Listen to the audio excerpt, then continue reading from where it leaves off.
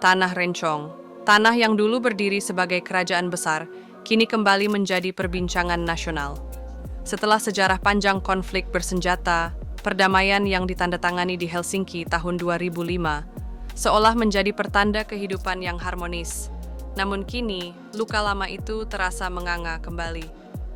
4 pulau kecil yang berada di kawasan Aceh Singkil secara administratif dipindahkan ke Provinsi Sumatera Utara. Siapa yang mengambil keputusan ini? Apa dampaknya bagi rakyat Aceh? Ini bukan sekadar soal pulau, ini soal harga diri, sejarah, dan kedaulatan. Konflik Aceh dengan pemerintah pusat bukan sekadar pemberontakan. Ini adalah akumulasi dari rasa ketidakadilan. Puncaknya adalah pemberontakan bersenjata Gerakan Aceh Merdeka, GAM, yang berlangsung selama lebih dari 30 tahun.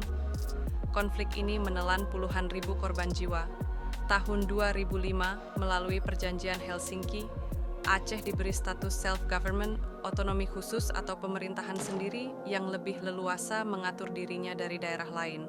Sejak Indonesia merdeka, Aceh merasa kontribusinya diabaikan. Padahal, Aceh memberikan dukungan awal terhadap Republik. Namun, ketika wilayahnya dijadikan bagian dari Sumatera Utara tanpa konsultasi, bara mulai menyala. Baru-baru ini, Menteri Dalam Negeri mengeluarkan keputusan yang mengejutkan. 4 pulau yang selama ini dianggap bagian dari Aceh Tamiang, Pulau Lipan, Pulau Panjang, Pulau Mangkir Besar, Mangkir Kecil secara administratif, ditetapkan sebagai bagian dari Tapanuli, Sumatera Utara. Keputusan ini memicu amarah publik di Aceh. Masyarakat mempertanyakan dasar penetapan tersebut. Apakah ini bentuk pelecehan terhadap wilayah Aceh? Apakah semangat perdamaian yang diperjuangkan di Helsinki mulai diabaikan oleh pusat? Di berbagai penjuru Aceh, gelombang protes bermunculan.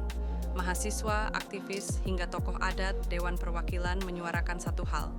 Kembalikan, jangan rampas wilayah Aceh secara sepihak. Menteri Dalam Negeri harus diganti dan dievaluasi. Bagi rakyat Aceh, ini bukan hanya soal batas wilayah, tetapi juga tentang komitmen pusat terhadap otonomi khusus Aceh. Sebagian pihak bahkan menyebut ini sebagai bentuk kolonialisasi gaya baru oleh pemerintah pusat terhadap daerah.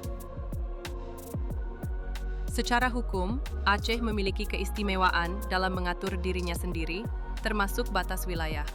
Undang-Undang Pemerintahan Aceh Pasal 4 menegaskan bahwa penetapan batas wilayah harus dengan persetujuan pemerintah Aceh. Namun dalam kasus ini, keputusan dilakukan sepihak oleh Kementerian Dalam Negeri. Apakah ini bentuk pelanggaran terhadap konstitusi?